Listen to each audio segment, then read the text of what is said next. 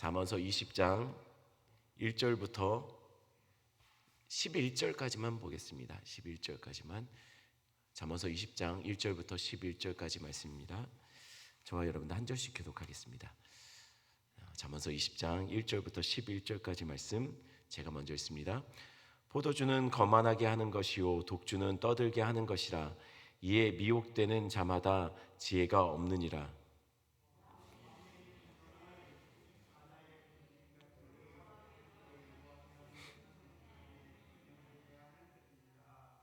다툼을 멀리하는 것이 사람에게 영광이거늘 미련한 자마다 다툼을 일으키느니라.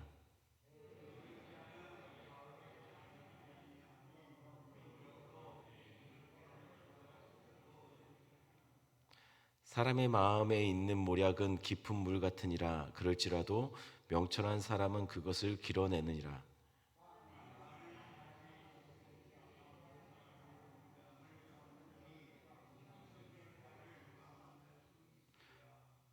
온전하게 행하는 자가 의인이라. 그의 후손에게 복이 있느니라.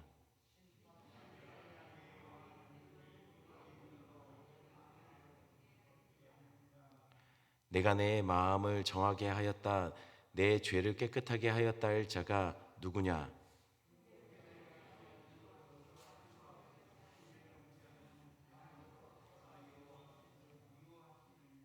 함께 있습니다. 비록 아이라도 자기의 동작으로 자기 품행이 청결한 여부와 정직한 여부를 나타내느니라.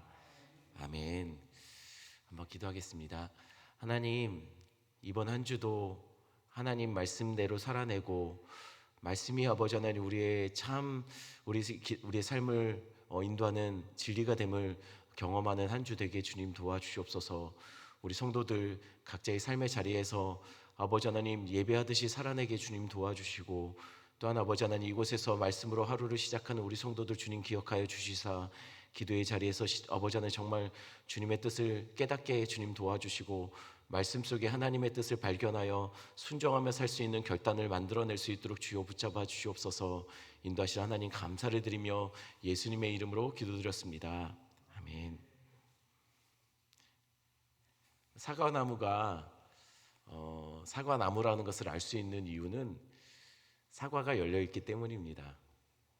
마찬가지죠. 배나무도 마찬가지예요.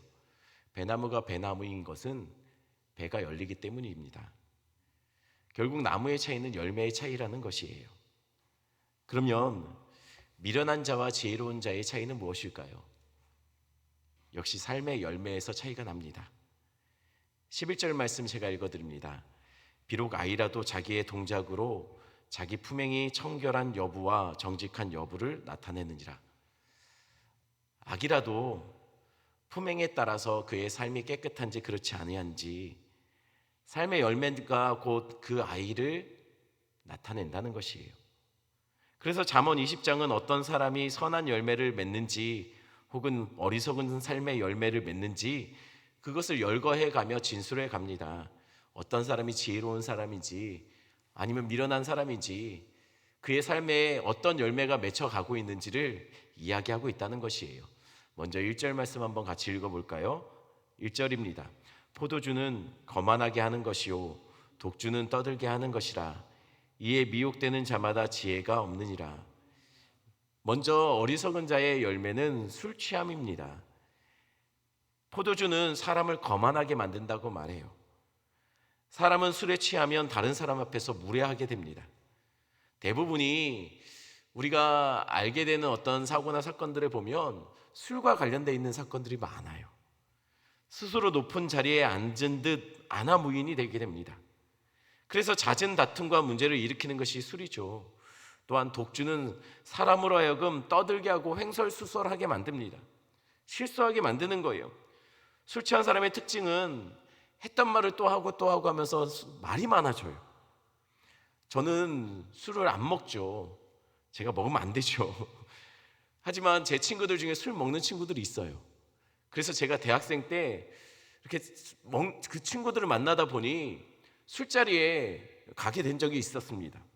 그런데 여러분, 술자리에 맨정신으로 술 취하지 않은 상태에서 술자리에 함께 있다면요, 그거 굉장히 곤욕스러워요. 술 취한 친구들이 이렇게 막 한껏 흥이 올라서 막 떠들고 목소리를 높여가면서 이야기하는데 맨정신으로 그것을 다 받아내는 게 너무 힘들어요. 그러면서 제가 알게 된 것은 술 취하면 이러는구나. 아니, 술 취하면 사람이 기분이 좋아지고 속에 담아졌던 것들을 다 쏟아냅니다. 그런데 문제는 술 취한 이 술자리에서는요, 말하는 사람은 많은데 들어주는 사람이 없어요. 서로 다 원래 대화라는 게 그렇지 않습니까? 누가 이런 말을 하면 그 말을 받아서 얘기해야 되는데 술자리에서 보니까 술 취한 사람들은 다 자기 하고 싶은 말만 해요. 했던 말 또 하고 또 하고 해요. 좀 말을 안 하는 사람이 있다 싶으면 듣고 있구나라고 생각했는데 듣는 게 아니더라고요. 자기가 말할 틈을 찾고 있는 거예요.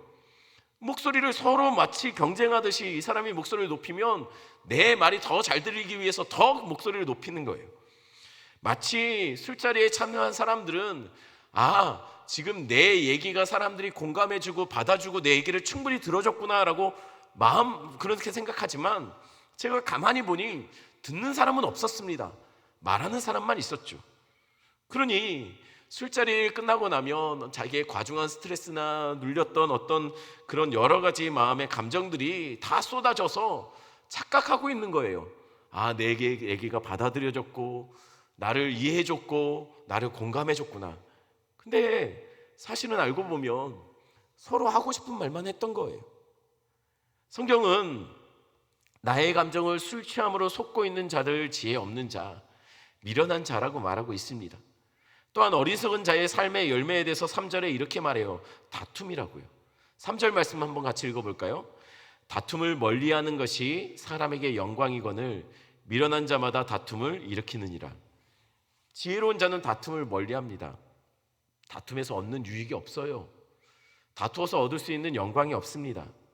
제 주변에 늘 가는 곳마다 속하는 공동체에서 늘 다툼을 만들고 문제를 일으키는 사람이 있었어요.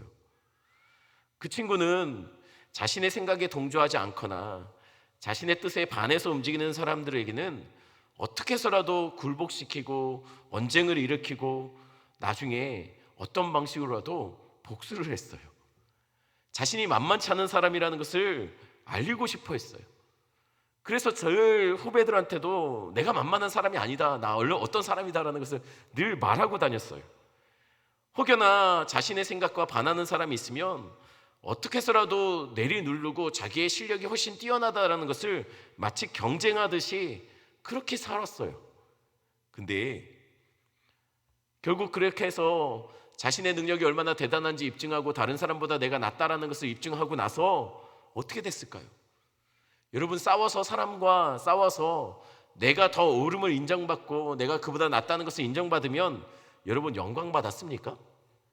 여러분, 다투어서 싸워서 누군가를 누르고 누군가보다 낫다라는 것을 입증함으로 해서 받은 영광은 없습니다. 대부분 그런 경우는 늘 지나고 나면 주변에 적들이 많아요. 결국 감당할 수 없을 정도로 그 친구는 관계가 깨어져서 하던 일을 모두 내려놓고 굉장히 볼품없는 모습으로 떠날 수밖에 없었어요. 도저히 하는 일이 더 이상 진행이 안 됐습니다. 다툼은요, 누구에게도 영광을 주지 않습니다. 오히려 적들만 느는 것이에요. 어리석음의 열매가 되고 이거는 다툼에서 승리했다는 것은 결국 어리석음의 열매가 되지 영광이 되지 못한다는 거예요.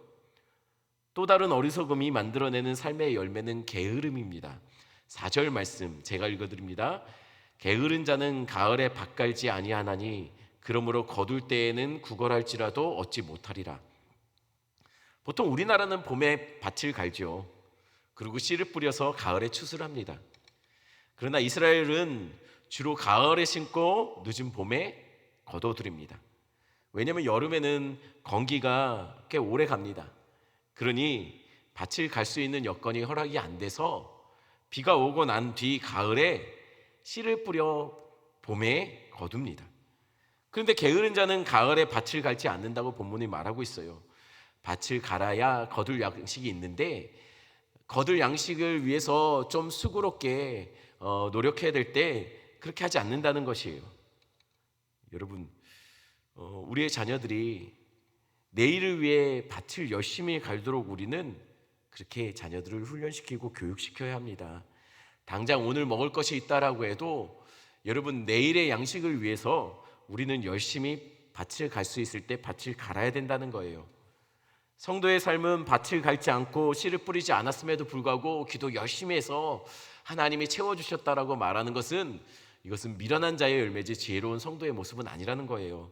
이전에 제가 한번 나누었던 이야기지만, 제가 대학생 선교회 때 선교에서 훈련을 받을 때 그때는 매년 이렇게 단기 선교를 가는 그런 굉장히 중요한 훈련의 과정이 있었습니다. 그런데 이렇게 한번 지원을 하고 나면 거의 한 달 간격으로 돈을 이렇게 나누어서 내요. 왜냐면 액수가, 외국으로 나가는 단기 선교는 액수가 좀 크니까요. 근데 그런 집안이 굉장히 어려운데도 불구하고 매년 단기 선교를 참석하는 후배가 있었어요. 근데 그 후배는 늘 재정이 다 채워지지 않음에도 불구하고 매년 지원했고, 그리고 기도 제목으로 말하기를 재정이 다 채워지지 않았으니 기도 부탁한다고 늘 사람을 붙잡고서 울면서 기도 부탁하고 했다는 거예요. 그러니 어떻게 합니까? 늘 마음의 부담이 되는 것은요, 주변의 사람들이에요. 그래서 이 친구는 늘 그렇게 말해요. 재정 채워달라고 좀 기도 부탁해요, 기도 부탁해요 하면서, 하지만 자기는 이미 여러 번 경험해봤다, 하나님이 다 채워주실 줄 믿는다라고 얘기했어요. 근데 이제 문제는요, 본인은 괜찮다고 말을 하는데 이렇게 기도 부탁받은 사람들은 늘 이게 부담이 되는 거예요. 한 번은 아는 사람 몇 명 이렇게 해가지고 같이 이렇게 결혼식에 보면 피로연 자리가 있지 않습니까? 막 음식 좀 서빙하고 막 이러는 자리, 여러 명 이렇게 알바 자리가 나왔어요. 그래서 우리가 함께 가가지고 알바를 하고서 그 돈을 그 친구에게 모아서 준 적이 있습니다. 그런데 이 이야기가 참 불편한 것은, 다른 사람은 늘 이 기도 제목 때문에 마음 달아가며 수고하고 땀 흘려서 도와주기 위해서 노력하고 고민하는데, 매년 이것이 반복되는 것은 뭐냐면, 이 친구는 정작 자신은 알바를 하거나 땀 흘려 수고하여 그 비용을 만들지 않는다는 거예요. 매년 누군가는 도와주기 위해 몸부림치며 마음이 힘든데, 자기는 늘 기도하며 하나님이 다 채워주셨다라고 감사하고 역시 내년에도 또 그런 식으로 지원을 하게 된다는 것이죠. 여러분, 이건 결코 하나님이 인정하시는 성도의 삶의 열매가 아닙니다. 성도는 자신이 할 수 있는 한 밭을 갈아야 해요. 밭을 가는 데까지 갈다가 안 되는 것은 하나님이 책임져 주시는 거죠. 아니, 왜 밭을 갈 수 있을 때 밭을 갈지 않고 수고에 닿으며 땀의 열매를 이렇게 거둘 생각은 안 하고 있다가 결국 주변 사람들의 도움만 받고 그것을 하나님의 채워주심이라고 말한다는 것은, 물론 하나님이 그렇게 채워주시면 오직 그 친구를 보면서 안타까워서 하나님이 도와주셨겠습니까? 아는 사람을 통해서 말입니다. 하지만 그것은 결코 기뻐할 일도, 그리고 하나님 앞에 누군가에게 자랑스럽게 고백할 일도 아닌 것 같다라는 것이에요. 성도는요, 하나님이 주신 삶의 여건 속에서 내가 밭에 씨를 뿌릴 수 있고 밭을 갈 수 있을 때 최선을 다해서 그렇게 하셔야 합니다. 이것은 어디까지나 제가 말하는 것은요, 할 수 있는 여건 그리고 상황에서 말하는 겁니다. 하지만 아무리 밭을 갈고 씨를 뿌려도 안 되는 때가 있지 않습니까? 그때는 기억하십시오. 하늘이 열려 있다는 것을요. 하나님, 우리 든든한 백 되시는 하나님이 우리의 삶을 지켜보고 있다는 것을 기억하셔야 된다는 거예요. 여러분, 누가 지혜로운지 어리석은지 열매를 통해서 우리는 판단할 수 있다는 겁니다. 그러면 누가 그 열매를 최종적으로 가치를 판단할 수 있을까요? 왜냐면 우리가 아무리 지혜롭게 살아도 때로는 결과적으로 안 좋은 모습이 나타날 때도 있지 않습니까? 그 지혜의 열매를 판단하는 그 최종 결정자가 누구냐는 거예요. 판단자가 누구냐는 거예요. 본문 8절입니다. 8절 한 목소리 읽겠습니다. 심판 자리에 앉은 왕은 그의 눈으로 모든 악을 흩어지게 하느니라. 우리의 선과 악을 판단하시는 분은 오직 하나님이십니다. 여기서 심판 자리에 앉은 왕이 눈으로 모든 악을 흩어지게 하였다고 기록하고 있어요. 여기서 흩어지고 했다는 것은요, 우리 이렇게 곡물을 키질하는 거 있지 않습니까? 그걸 말해요. 하나님이 그분의 판단과 시선으로 우리의 행위들을 키질하듯이 남는 것들만 모으고 있다는 것이에요. 하나님이 인정하시는 것들만 남기고 나머지는 다 흩어지게 날려버리고 있다는 것이죠. 그래서 9절에 이렇게 말합니다. 제가 있습니다. 내가 내 마음을 정하게 하였다, 내 죄를 깨끗하게 하였다 할 자가 누구랴? 스스로 내가 정하다, 내가 깨끗하다, 이만하면 됐다 라고 말하는 사람들이 있습니다. 하지만 누가 그럴 수 있습니까? 정직하게 우리는 다 죄인들이라는 거예요. 여러분, 스스로 깨끗하다 하여서 깨끗하게 되는 사람이 없습니다. 스스로 정하다 말하여서 그 사람이 정죄받지 않을 사람들이 아니라는 거예요. 우리 삶을 판단하시는 분, 오직 심판자 되시는 하나님이십니다. 그러니 우리의 삶이 어떠해야겠습니까? 오직 하나님의 시선 앞에서 우리의 삶을 돌아보고 우리의 뜻이 아닌 하나님의 뜻이 어디에 있는지를 날마다 말씀으로 고민하는 자들, 성경은 그런 자들을 지혜로운 자라고 말하고 있어요. 그래서 2절에 이렇게 말합니다. 왕의 진노는 사자의 부르짖음 같으니 그를 노하게 하는 것은 자기의 생명을 해하는 것이라. 왕의 진노를 사지 않는 것이 지혜입니다. 여기서 갑자기 왕이라는 것이 나온 것은요, 실제로 인간 세상의 왕을 말하기도 하지만 궁극적으로 하나님을 말합니다. 하나님을 진노하지 않게 만드는 것이 삶의 지혜입니다. 우리의 삶이 하나님의 진노가 부어지는 그런 어리석은 삶을 살지 말라는 것이에요. 여러분, 늘 우리의 삶이 하나님 앞에서 달아서 하나님 앞에 어떠한 모습인지 날마다 몸부림치며 우리 삶을 점검해 보시는 여러분 되기를 간절히 축원합니다. 말씀 생각하시면서 이 시간 같이 기도하시겠는데요, 오늘 하루도 하나님이 기뻐하시는 삶을 살아드리는 성도의 삶, 지혜자의 삶을 살게 주님 도와주시옵소서.